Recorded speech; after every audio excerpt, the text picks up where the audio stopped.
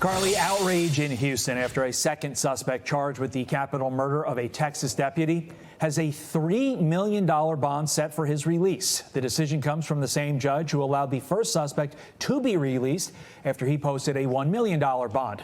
Texas Deputy Fernando Esqueda was tracking down an assault suspect when officials say he was ambushed and shot multiple times by two shooters, with a witness placing both of the suspects at the scene. Douglas Griffith is the Houston Police Union president, and he joins me now. Douglas, inexplicably, this story has gotten worse somehow over the course of the last 24 hours with this news of this second suspect. What's your reaction to now this second suspect having bond set by the judge? This is just abhorrent.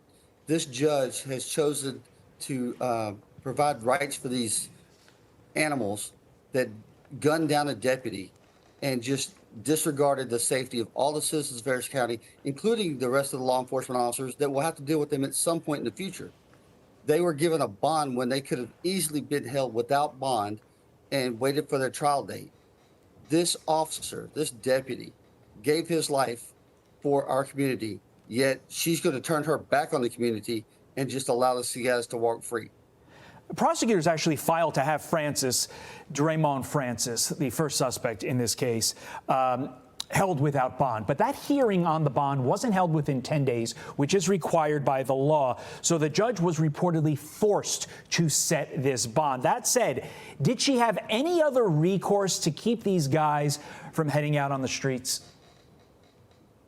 Absolutely. He had multiple bonds. He's out a lengthy criminal history. She could have held him. There is no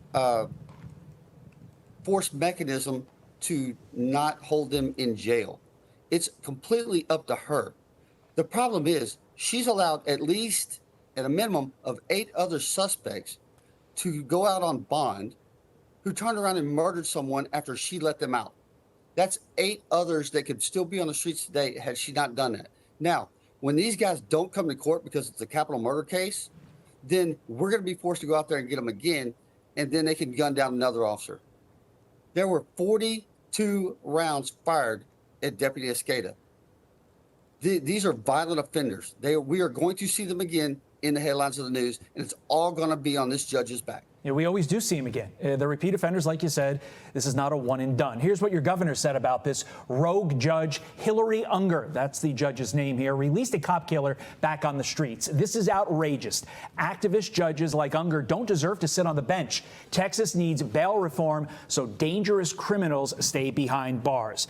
Douglas, are you optimistic that this will be the case that creates the uproar to lead to change so that suspects like this are behind bars when they are accused of doing something like this? Well, the funny thing is, this is the second judge that has done this. We had an officer killed. Officer Jeffries was killed a couple of years ago when a rogue judge, Greg Glass, released a guy on multiple felony bonds. He went out and ended up killing our officer. Here we are again a few years later, a different judge, same story.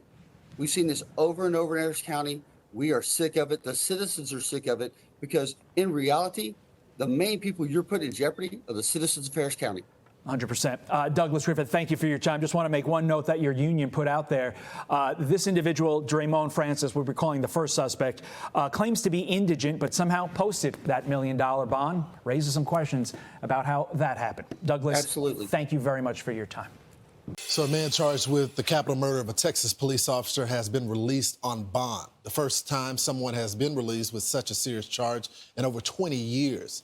That suspect is now in house arrest. The former district attorney, Kim Ogg, joins us now. Kim, thanks so much for joining the program. I look at this case. You got 2 guns. You got a cop that's ambushed, over 40 casings on the scene, and you release him with an ankle monitor? Our judges, unfortunately, in Harris County have shown a pattern of releasing repeat violent offenders among us. Right now, there are more than 830 fugitives or individuals on bond for capital murder or murder. But, LJ, none for the murder of a police officer. This is a first for us. How did this happen? I just want to understand the psychology behind the thinking from the judge. Did the new DA not push back and say, I'm representing not only the state of Texas, but law enforcement as well. This was an ambush. We know the ankle monitors don't work. They're monitored by private companies. This is just not safe for our community. Not safe is an understatement. With 830 fugitives or individuals on bond for murder and capital murder, we know the average person in the public is in danger. What the thinking of the judge was, we see docket entries where there's statements that the judge had to set a bond. That is true in certain circumstances, but she could have set a bond that was high enough to protect the public. Unfortunately, Judge Hillary Unger is a rogue judge and notorious for releasing repeat offenders who go out and kill other members of our community. We've got to stop these rogue judges. I was attacked as DA for fighting against this type of activity by our local judges. Right now, we appear to have a DA that's complacent and okay with it. I don't know how she's a judge in our home state of Texas.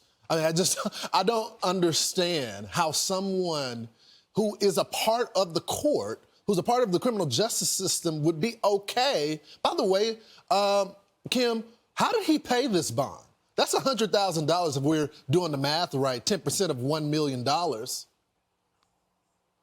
Well, he clearly wasn't an average criminal defendant. He had access to money to make this type of bond. 10% charged by the bonding companies is standard. But this is insult upon injury to the fallen officer's family to know that their loved one's murderer is free today in his home under, quote, house arrest. We know that those GPS monitors simply give the public a false sense of security when in truth they provide none. Kim, what is the new DA doing? I mean, they didn't want to reelect you because they said that you were too moderate. You didn't want open borders. You didn't want criminal defendants back on the street. You cooperated with the feds. So what is this new DA doing? He wanted the job. He has it. Did he push back? Well, it's unclear to me whether he did anything at all. Judges set bonds in Texas. They are exclusively responsible. DAs should be fighting for public safety. That's what my administration was doing. They've sought to blame the prosecutor in this case for not pushing forward. Let me tell you, judges set the schedules in trials. They set the bonds for the defendants. They have important responsibilities, and that is their record. And this is, unfortunately, Judge Unger's pattern and practice.